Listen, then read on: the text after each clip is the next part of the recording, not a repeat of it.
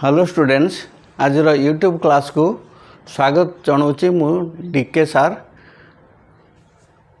पूर्व क्लास रे पूर्व वीडियो रे आमे पढ़े प्रिजिम रो पार्श्वपृष्ठतल क्षेत्रफल समग्र पृष्ठतल क्षेत्रफल एवं आयतन एवं सिलिंडर मध्य से फॉर्मूला गुड़िक पढ़े। आज आम पढ़ा कोन विषय। कोन पिला माने कोन तमे देखि कोन ये है गोटे कोन मार्कर पिला माने ए ऊपर पोर्शनटा गोटे पॉइंटेड अच्छी तल पोर्शनटा गोटे वृत्ताकार अच्छी मार्कर। तेणु ये हूँ गोटे सिलिंडर।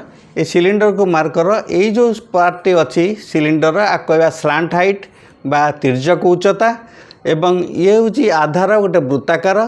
तेणु आर व्यासार्ध हूँ आर रेडियस आर धरिबा एवं हाइट है से कोन हूँ हाइट। बर्तमान देख पिला माने एठी गोटे फिगर मु कोन फिगर अंकन करछि। तेणु बर्तमान देख एटा हला व्यासार्ध ये हूँ आधारटा गोटे वृत्ताकार। तेणु ये आर दुईटी पृष्ठतल गोटे हूँ वक्र पृष्ठतल आ गोटे हूँ समतल। आधारटा हला गोटे समतल जोटा कि वृत्ताकार देखिया एवं यही शीर्ष बिंदु जो वृत्त अच्छी तार केंद्र को जोग करता रेखाखंड हूँ उच्चता एवं ए बिंदु ए वृत्त उपर जेकोसी बिंदु को जोग कले सेटा हला व्यासार्ध। तो बर्तमान देख व्यासार्ध एवं उच्चता परस्पर प्रति लंब भाव में अच्छा। तेणु बर्तमान यही जोटा होगला ताको आमे कहवा स्लांट हाइट बा तिर्यक उच्चता जोटा कि आमे कैपिटल एच धरिबा किंबा एल धरिबा एल किंबा कैपिटल एच धरि परिया। को बही एच यूज करछि को बही एल यूज करछि। तेणु एठी जेतबेले आमे वक्र पृष्ठतल क्षेत्रफल बाहर करबा से कर्व सरफेस एरिया बाहर करबा एठी टिके स्वतंत्र भाव में फॉर्मूला पड़ो पाई आर एल वर्ग एकक बा curve surface area is equal to pi R L square unit. बर्तमान समग्र पृष्ठतल क्षेत्रफल है वक्र पृष्ठतल क्षेत्रफल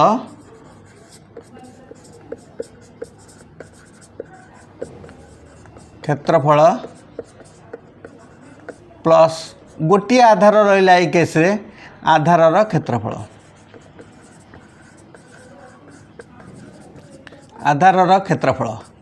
तेणु वक्र पृष्ठतल क्षेत्रफल आधार जो वक्र पृष्ठतल क्षेत्रफल प्लस आधार क्षेत्रफल वक्र पृष्ठतल क्षेत्रफल ऑलरेडी आम बाहर कर पाई आर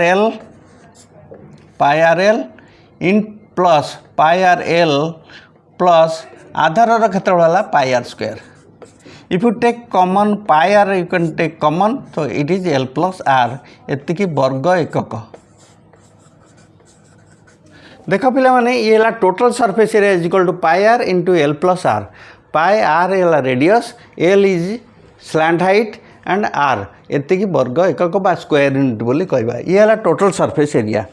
बर्तमान आसवा आयतन बा वॉल्यूम को। वॉल्यूम इज इक्वल टू केते हबो एठी जेहेतु से भाई रेगुलर फिगर ना टॉप पोर्शन जमी बेस पोर्शन सेमती ना तेणु आर स्वतंत्र फॉर्मूला अच्छी मन रखियो पिला माने सेम हाइट सेम बेस एवं सेम हाइट रो गोटे सिलिंडर जदि नबा सिलिंडर घनफल कोन घनफल 3 गुण हेबो। तेणु कोन घनफल केते हेबो 1/3 ऑफ सिलिंडर घनफल वॉल्यूम ऑफ सिलिंडर। तो एटा को लिखियो आमे 1/3 पाई आर स्क्वायर एच। तो आमर पाई आर स्क्वायर एच थिला सिलिंडर घनफल ये हूँ तार 1/3 of pi R square H. तेणु आम ये केस पे पाने जदि गोटे फॉर्मूला पड़े बहुत समय परीक्षा रे गोटे सिलिंडर एवं गोटे कोन जदि हाइट सामान हुए एवं बेस सामान हुए सिलिंडर आयतन एवं कोन आयतन अनुपात केते हबो ना 3:1 कहीं से तार 3 गुण हम। सिलिंडर घनफलटा कोन घनफल 3 गुण हम बा जदि रिवर्स दे दीजो ताले 1:3 आम लिखिपर। सो ये घन एकक बा क्यूबिक यूनिट बोली कहवा। तेणु मन रख volume is equal to 1/3 pi R square H cubic unit बा आपको घन एकक कहवा। सो पिला माने ये सब है कोन विषय किसी फॉर्मूला आ गोटे ये देखिब एल एच एवं आर ये गोटे राइट एंगल ट्रायंगल फॉर्म अच्छी समकोणी त्रिभुज फॉर्म अच्छी।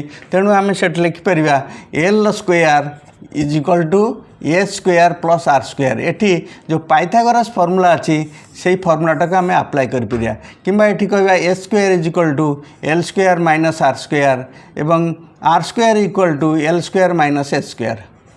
सो ये जो पाइथागोरस फॉर्मूला आम पढ़ी सेम फॉर्मूला एठी मध्य एप्लिकेबल हम जेहेतु एच एल एवं आर ये गोटे समकोणी त्रिभुज फॉर्म करछंती तो तेमानकर एल एच आर भितर रिलेशन यही टाइप आसो। सो फॉर्मूला ए को मध्य मन रखियो पिला माने।